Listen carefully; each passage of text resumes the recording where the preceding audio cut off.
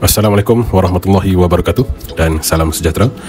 Yang dihormati Dr. Yusnani Mat Yusof selaku pensyarah kursus Falsafah dan Isu Semasa Set 23 serta rakan-rakan sekalian, kami dari Kumpulan 8 mengucapkan ribuan terima kasih kerana diberi peluang untuk membentangkan hasil kajian mini kami yang bertajuk Tahap Pengetahuan, Sikap, Amalan dan Halangan berkaitan obesiti dan sindrom metabolik.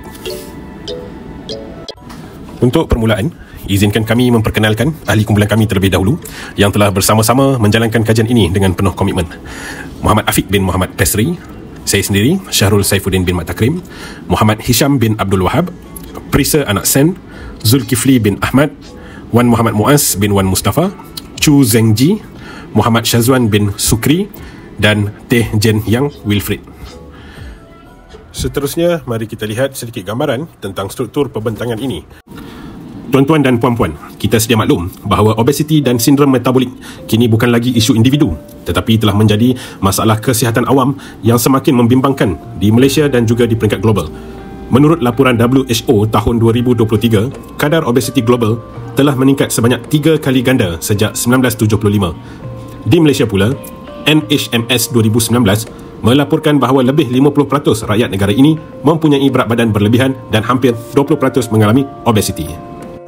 Dalam konteks ini, sindrom metabolik merupakan satu gabungan faktor risiko kesihatan seperti obesiti abdominal, tekanan darah tinggi, gula dalam darah yang tidak terkawal dan tahap kolesterol yang tidak seimbang.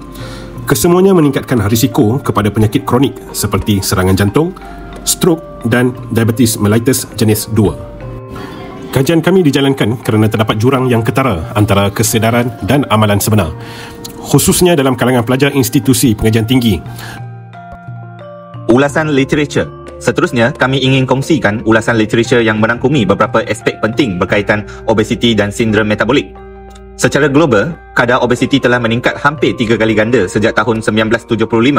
Di Malaysia pula, lebih 50% orang dewasa mempunyai berat badan berlebihan atau obes. Malah, obes kini dianggap sebagai satu bentuk pandemik moden.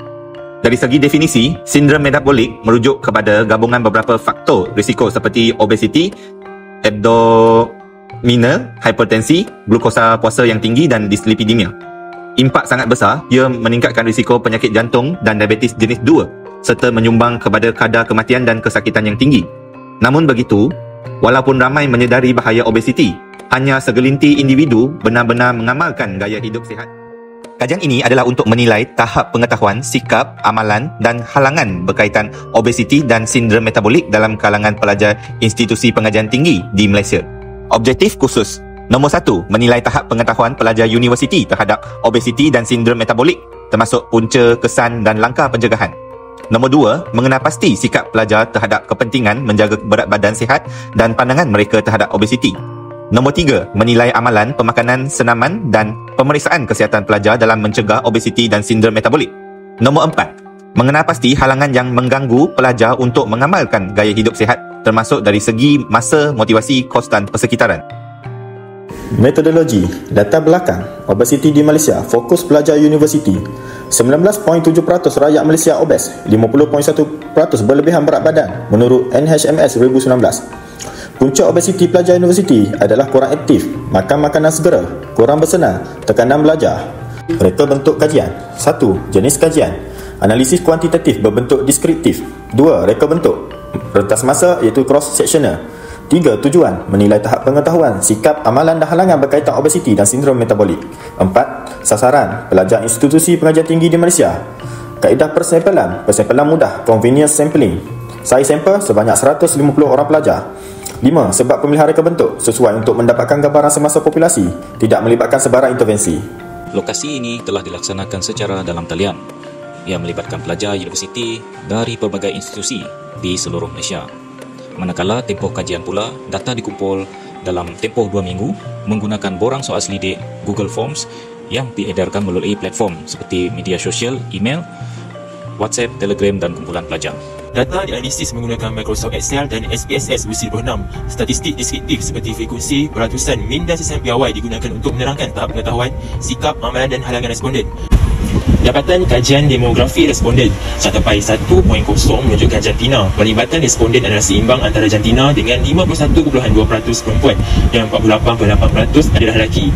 Catapai 1.1 menunjukkan tahap pengajian. Majoriti responden ialah pelajar ijazah sarjana muda sebanyak 63.1%, diikuti diploma sebanyak 35.6% dan sedikit daripada peringkat sarjana sebanyak 1.3%. Catapai terakhir menunjukkan tahun pengajian. Kebanyakan responden melalui tahun awal dan pertengahan pengajian dengan tahun 2 sebanyak 34.4% paling ramai, diikuti tahun 1 dan 3 sebanyak 26.9%, tahun 4 6.3% dan melebihi 4 tahun sebanyak 5.6%.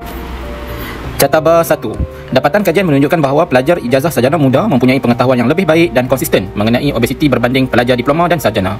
Sebagai contoh, pelajar sarjana muda mencatatkan peratusan tertinggi dalam menjawab soalan mengenai risiko obesiti terhadap diabetes dan penyakit kardiovaskular sebanyak 16.2% serta pemahaman terhadap pemakanan lestari sebanyak 15.4%. Sebaliknya, pelajar diploma menunjukkan kadar yang lebih rendah terutama dalam topik mengenai peranan mikrobiom usus 10.9% dan ubat GLP-1 sebanyak 7.7%.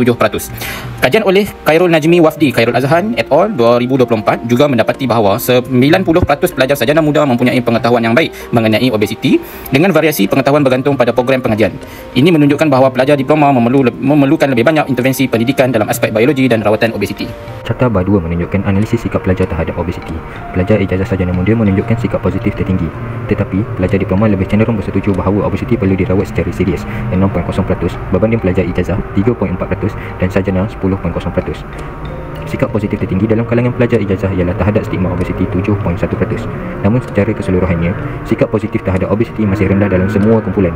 Ini menegaskan keperluan pendekatan pendidikan kesihatan yang lebih empati dan berasaskan bukti untuk meningkatkan kesedaran dan mengurangkan stigma. Kajian Rajib et al. 2019 mendapati 51% pelajar universiti swasta mempunyai sikap negatif terhadap obesiti dengan korelasi positif antara sikap tersebut dan gangguan makan serta imej badan. Kajian ini menekankan pentingnya promosi kesihatan dan diet seimbang untuk menangani stigma obesiti. Carta lajur 1 menunjukkan bahawa amalan gaya hidup sihat di kalangan pelajar masih rendah dan tidak konsisten. Hanya 3.6% pelajar ijazah sarjana muda dan 3.5% pelajar diploma melakukan aktiviti fizikal sekurang-kurangnya 3 kali seminggu, manakala tiada pelajar sarjana yang melakukannya secara konsisten. Penggunaan aplikasi kesihatan juga rendah dengan hanya 3.2% pelajar bachelor dan 2.5% pelajar diploma menggunakannya secara tetap. Amalan pemakanan sihat menunjukkan sedikit peningkatan, tetapi kebanyakan pelajar masih memilih pilihan kadang-kadang atau jarang-jarang. Sementara itu, penilaian kendiri, berat badan dan lilitan pinggang hanya dilakukan oleh segelintir pelajar. Kajian Tan Iti AL 2022 juga mendapati bahawa walaupun pelajar menyedari manfaat aplikasi kesihatan mudah alih, penggunaannya masih rendah. Ini menekankan keperluan program pendidikan kesihatan yang lebih praktikal dan berbentuk intervensi tingkah laku untuk mengubah amalan pelajar ke arah gaya hidup yang lebih sihat. Carta lajur 2 menunjukkan bahawa halangan besar dalam mengamalkan gaya hidup sihat di kalangan pelajar universiti seperti kekangan masa, kos, stigma sosial dan kekeliruan maklumat wujud tetapi tidak dominan. Majoriti pelajar memilih banyak ataupun sangat banyak hanya dalam peratusan yang kecil. Contohnya, hanya 1% hingga 2% pelajar bachelor dan diploma yang menganggap kekangan masa atau tidak mampu mendapatkan makanan sihat sebagai halangan besar, dan kurang daripada 1% pelajar sarjana menghadapi isu ini. Stigma sosial dan kekeliruan maklumat kesihatan juga diakui oleh beberapa pelajar. Walaupun pelajar bachelor lebih banyak melaporkan halangan, peratusan pelajar sarjana lebih tinggi dalam isu kepercayaan terhadap program penurunan berat badan dan kekeliruan maklumat. Namun majoriti pelajar tidak melaporkan halangan besar walaupun isu seperti kekangan masa dan maklumat kesihatan yang bercanggah tetap wujud. Ini menunjukkan perlunya pendekatan komunikasi kesihatan yang lebih inklusif dan jelas di kampus. Kajian Regina Marcia Silva et al. 2022 juga mengesahkan bahawa kekurangan masa dan motivasi serta kekurangan kemudahan yang mudah diakses adalah halangan utama dalam mempromosikan aktiviti fizikal di kalangan pelajar. Secara kesimpulannya, kajian ini menilai pengetahuan, sikap, amalan dan halangan berkaitan obesiti dan sindrom metabolik dalam kalangan 160 pelajar universiti di Malaysia. Dapatan menunjukkan bahawa tahap pengetahuan pelajar masih sederhana dengan pelajar ijazah mencatat prestasi yang lebih baik berbanding diploma, manakala kumpulan sarjana terlalu kecil untuk dianalisis secara mendalam. Sikap positif terhadap obesiti juga rendah dengan kebanyakan pelajar tidak menunjukkan kesediaan untuk mengiktiraf obesiti sebagai isu kesihatan serius atau membincangkannya secara terbuka, mencerminkan wujudnya stigma dan kekeliruan. Dari segi amalan, gaya hidup sihat seperti bersenam, pemakanan sihat dan penggunaan aplikasi kesihatan masih tidak konsisten. Walaupun pelajar ijazah menunjukkan sedikit usaha, amalan tetap rendah secara keseluruhan dan tidak sepadan dengan tahap pengetahuan. Halangan seperti kekangan masa, kekeliruan maklumat kos dan kurang kepercayaan terhadap program penurunan berat badan dikenal pasti, walaupun tidak dominan secara peratusan. Namun, ia tetap relevan dan mampu mengganggu perubahan tingkah laku. Secara keseluruhan, terdapat jurang jelas antara pengetahuan, sikap dan amalan. Justeru, pendekatan pendidikan kesihatan di universiti perlu lebih menyeluruh dan praktikal, melibatkan pemerkasaan pelajar, sokongan emosi, serta persekitaran kampus yang kondusif untuk amalan sihat. Itu sahaja daripada kumpulan kami. Sekian, terima kasih.